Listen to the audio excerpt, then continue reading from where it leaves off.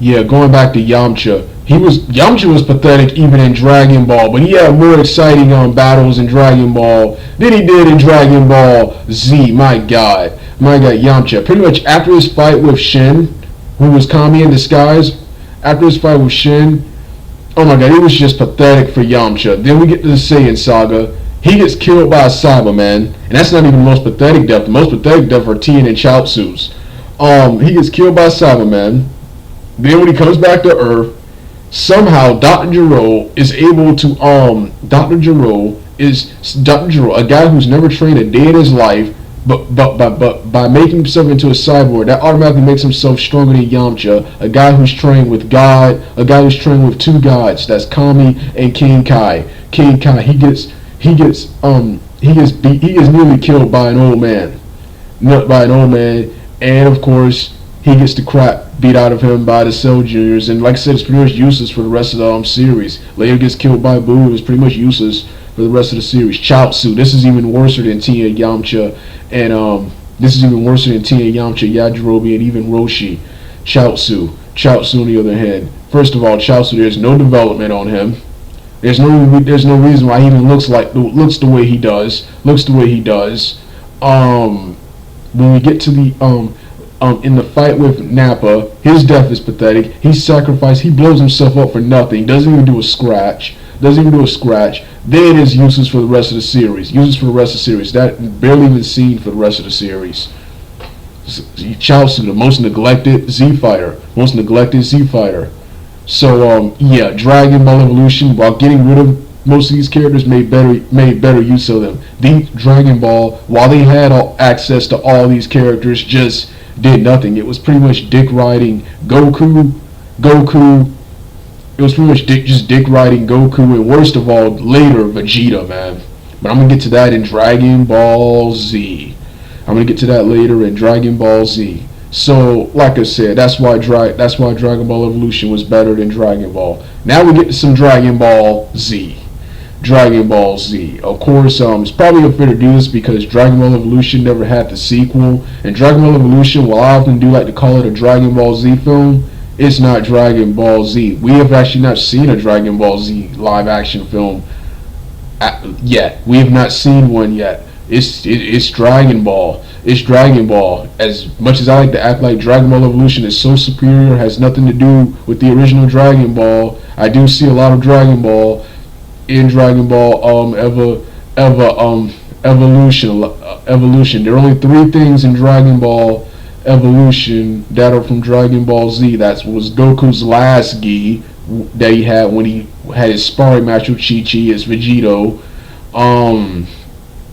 The auras and the ki blasts, the multiple ki blast attack, and the ability to fly and sense things. Those are all from Dragon Ball Z. Goku he could just do a Kamehameha wave a couple of times. He could not manipulate ki as good as you saw him doing it in Dragon Ball Evolution. And before I continue with Dragon Ball Z, one other thing I loved better about Dragon Ball Evolution is the training, the storytelling. When Goku was going on his quest, he sees the visions during the Dragon Balls, and then during this he's not only is he using technique to fight, they're actually showing the training. One thing I hate is that Dragon Ball, they overpower the characters. They do this more in Dragon Ball Z than they do in Dragon Ball. They overpower the characters. They overpower the characters and don't show you how they achieve this awesome power. Goku, learned the Kamehameha wave quickly because he's a Saiyan. What excuse do Yamcha and Tien have? And what excuse do Yamcha and Krillin have? Tien can copy moves and of course has had training in ki manipulation. Same with Chaozu. But what do Yamcha and Krillin have? We did not see now one bit of training with ki manipulation. We saw them training for physical strength and technique. We saw not one we didn't see them handling any type of ki. No sort of ki training. I don't know where they can just do a Kamehameha wave. I refuse to accept that. In Goku, in the beginning, we saw him practicing in the beginning with the ki. There's an extended scene that shows more of that. We saw him practicing in the beginning. Then, of course, later on, my favorite, lighting the candles. You also saw him up until he got captured, up until they fell in the whole Yamcha set. They fell in Yamcha set. You saw him balancing himself while holding an egg. During Roshi's training. So it's one thing I like about Dragon Ball. That's one thing I like about Dragon Ball Evolution. The storytelling, the training is better. And they actually make it seem like Kamehameha waves and ki and all that stuff is. They make it seem like it's more real in Dragon Ball, where in Dragon Ball is mostly. It's sort of real in Dragon Ball, but it's like everything else in Dragon Ball is fake and exaggerated. Well, another problem I have with the original Dragon Ball is fakery and exaggerated, constant. Even the most fantastic of series, franchises, of course, try at least sometimes to make it look real. Make it look real. Yeah. So going back to Dragon Ball, like Piccolo, he impaled Goku in the Piccolo Jr. saga with a mouth blast. Goku somehow survived that. I don't care if Goku's a Saiyan. He was more human at that point. You cannot survive a laser through your chest. You cannot survive a laser through your chest.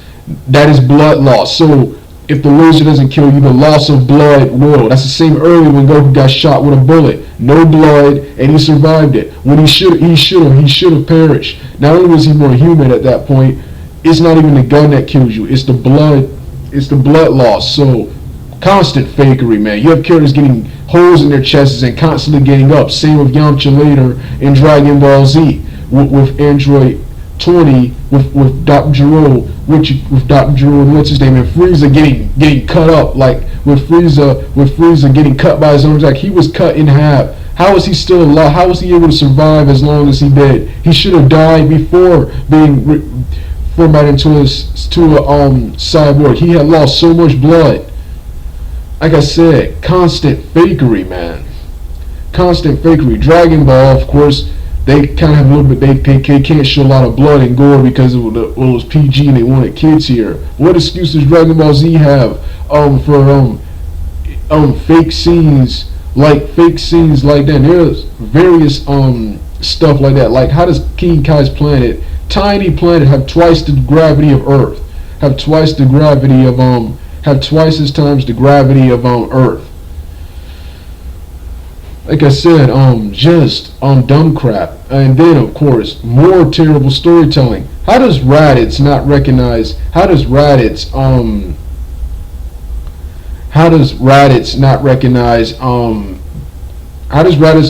that Piccolo's a Namekian, but Nappa and Vegeta do? And how does getting immortality help you beat Frieza? That just makes you live forever. That doesn't give you the power to beat him. Even Zarbon said this. Then when Vegeta actually comes close to what's his name, he takes a nap, which allows Krillin and them to get the Dragon Balls away from him. Then when he finally does get there, it's too late. Guru dies, and the Dragon Balls become useless, and Frieza shows up.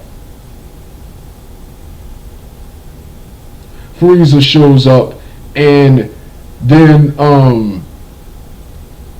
then Vegeta out of nowhere tells Frieza to transform. Tells Frieza, who is stronger than Zarbon, to transform.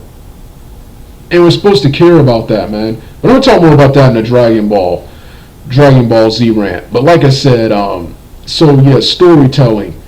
And there's more. I haven't barely even scratched the surface. There is more crap like that. Again, going back to the Piccolo saga again. When Goku was fighting Piccolo, Goku was owning the crap out of Piccolo, and Piccolo had to resort to attacking Tien to gain the advantage. I'm sorry, that just makes Piccolo, who's supposed to be this powerful demon, that just makes him look weak. Having to attack, I know that established that he's evil, but having to attack Tien, that just makes him look weak. A guy who's supposed to be powerful, then he beats Goku to an inch of his life, and to the point of near cripple. Goku can barely move, and he somehow gets killed by a cripple, the guy who could barely move. I'm sorry, pathetic. If I were Piccolo, I'd be ashamed. He was ashamed. I'd be ashamed. Then Piccolo comes back later. Once again, this is a more even battle, but as it becomes apparent, Piccolo gains the advantage. Piccolo even manages, like I said, to impale Goku with a mouth blast. Yet, out of all that, he still loses with a headbutt. I like Dragon Ball Evolutions better. First, they have an exchange of ki. Then they both air tackle each other, collide like two bulls, throw a couple of punches. You see the shock look on Piccolo's face, seeing how powerful Goku was. Piccolo knows that they're not going to get anywhere. They're just going to beat each other up because they're both evenly matched. So Piccolo decides to go for his most powerful move. Goku goes for the Kamehameha. Goku powers up Ozaru, accepts that Ozaru's inside him, powers up Ozaru, then obliterates him with a more powerful Kamehameha wave, and Piccolo survives and will come back stronger next time. I think that's much better than him dying and somehow being... Yeah, that's another thing. Then when he gets killed, how did he regurgitate an egg? You have a hole in your chest.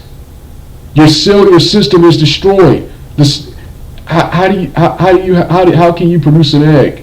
How can you produce an egg? That's what I told you. Just dumb crap. How did you do it that fast too? Like I said, just dumb, fake crap. In the original Dragon Ball, was a crappy, mediocre cartoon. You can't even call it an anime. Anime, which is known to lack logic, has more logic than that. I'm even insulting cartoons because cartoons have better writing than this. Some cartoons have better writing than this. So, like I said, just crap. Dragon Ball Evolution was 1,000 times. Dragon Ball Evolution is 1,000 times better. So yeah, and then speaking of that, then Dragon Ball. One thing I'll give Dragon Ball, another thing it has over Dragon Ball Evolution. Dragon Ball is a little bit more scarier, even though I thought Dragon Ball Evolution managed to combine action, adventure, horror, and pretty much everything together. But Dragon Ball Evolution was a little bit scary because of characters like what's his name. But it was another problem with Dragon Ball. It was so juvenile and cheesy. That's with the original Dragon Ball and somewhat with Z2. GT finally got it right with the balance of comedy and action. So that's another reason I thought Dragon Ball Evolution did that better too. The perfect balance of action and comedy. I thought Dragon Ball Evolution did that much better. So this was my Dragon Ball Evolution versus Dragon Ball video. Alright, Doug 8798 out.